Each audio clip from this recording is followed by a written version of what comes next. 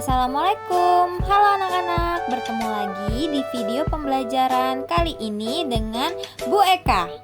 Anak-anak hebat, bagaimana kabarnya? Semoga kalian tetap sehat dan semangat ya, amin. Di video pembelajaran kali ini kita akan belajar tentang PLBJ dengan materi bencana banjir. Anak-anak hebat, ketika musim hujan tiba, banyak orang yang khawatir banjir akan datang. Karena banjir itu membuat aktivitas kita terhambat. Nah, banjir itu disebabkan oleh beberapa perilaku kita sendiri loh. Apa saja sih perilakunya? Nah, di materi kali ini kita akan belajar mengenai bencana banjir. Sebelumnya kita bahas yuk, apa sih itu banjir? Pengertian banjir adalah luapan air yang menggenangi daratan. Nah, anak-anak tahu nggak kalau banjir itu merupakan salah satu bencana alam loh. Oleh karena itu, banjir dapat merugikan warga masyarakat. Sekarang mari kita lihat penyebab banjir. Sekarang mari kita bahas apa sih yang jadi penyebab banjir terjadi. Yang pertama, ada saluran air yang tersumbat sehingga membuat aliran air tidak lancar. Nah, biasanya penyebab ini terjadi karena kita sering buang sampah sembarangan. Akhirnya sampahnya yang kita buang sembarangan jadi menyumbat selokan-selokan yang ada di sekitar rumah kita. Kemudian yang kedua, berkurangnya resapan air. Nah, karena banyaknya pembangunan gedung-gedung, kemudian dibangunnya jalanan-jalanan baru. Nah, jadi tanah-tanah yang digunakan untuk resapan air akhirnya terkikis. Jadinya tidak ada resapan air yang cukup. Penyebab yang ketiga, ada curah hujan yang tinggi. Jadi biasanya jika kita sudah masuk musim penghujan, nah biasanya banyak daerah-daerah tertentu yang mengalami banjir. Yang keempat, ada penebangan hutan secara liar. Nah, penebangan hutan secara liar ini merupakan perilaku manusia yang kurang baik ya Naya, karena bisa mengakibatkan bencana, salah satunya banjir. Anak-anak, beberapa hal yang telah Ibu sebutkan tadi merupakan penyebab terjadinya banjir. Nah, sekarang kalian mengetahui ya apa saja sih penyebab banjir?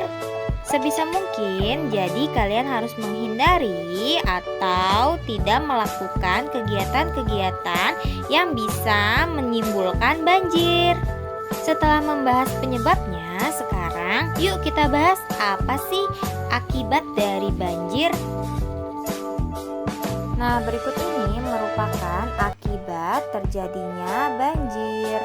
Nah, hal-hal berikut dapat merugikan kita loh. Yang pertama, ada kendaraan mogok. Terjadinya banjir, kendaraan kita, motor, mobil yang ada di rumah terendam air dan menjadikan kendaraan kita mogok atau rusak. Kemudian yang kedua adalah rusaknya lahan pertanian. Jadi, jika banjir tersebut terjadi di wilayah pedesaan yang masih banyak sawah atau pertanian, nah, banjir itu bisa menjadikan lahan pertanian petani itu rusak. Akibatnya apa? Petani tidak bisa memanen hasil pertaniannya. Hasilnya, petani pun merugi. Yang ketiga yaitu listrik padam. Nah, jika listrik padam di rumah kita, itu bisa menghambat aktivitas yang biasa kita lakukan ya. Nah, akibat yang ketiga ini bisa loh kita rasakan juga jika rumah kita bukan wilayah yang terkena banjir. Loh, kok bisa sih Bu Eka? Rumahku kan padahal tidak pernah banjir, tapi kok aku merasakan sih mati listrik ini atau listrik padam ini? Nah, iya, karena mungkin di sekitar rumahmu terdapat wilayah yang terdampak banjir. Jadi, listrik di rumahmu juga dipadamkan. Yang keempat, ada mewabahnya penyakit kulit dan diare. Dikarenakan saat banjir tidak ada air bersih, maka mau tidak mau kita beraktivitas menggunakan air kotor, air yang ada saat banjir. Nah, penggunaan air yang kotor tersebut dapat mengakibatkan penyakit kulit dan diare. Kalian tidak mau kan kena penyakit kulit dan diare? Nah, makanya dari itu kita harus mencegah terjadinya banjir. Tapi bagaimana Bu Eka caranya? Nah, Bu Eka tahu caranya. Yuk kita bahas. Banjir dapat dicegah oleh berbagai cara. Yang pertama, membuang sampah pada tempatnya. Jadi jangan sekali-sekali kalian membuang sampah sembarangan ya. Karena sampah yang kalian buang sembarangan bisa saja menyumbat selokan yang menjadi tempat air mengalir. Kemudian cara yang kedua adalah rutin melakukan kerja bakti. Nah, jika di rumah kalian misalnya seminggu sekali ada kerja bakti, sebisa mungkin kalian ikut ya. Cara yang selanjutnya yaitu tidak mendirikan bangunan di bantaran sungai. Jadi jika ingin membangun suatu bangunan atau rumah, kalian bisa di tempat-tempat yang telah ditentukan, tidak di bantaran sungai. Dan cara yang terakhir yaitu dengan menanam pohon. Cara mencegah banjir yang tadi Ibu sebutkan bisa kalian lakukan ya. Nah, anak-anak hebat, setiap orang itu memiliki tanggung jawab untuk menjaga kebersihan lingkungannya.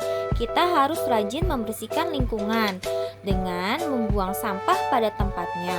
Kemudian kita juga harus menjaga kelancaran saluran air agar banjir tidak datang. Itu dia pembahasan tentang materi bencana banjir. Jika ada yang ingin ditanyakan, bisa langsung ditanyakan ke Bu Eka ya. Semoga video pembelajaran ini bermanfaat untuk kalian. Terima kasih, sampai jumpa lagi. Dah.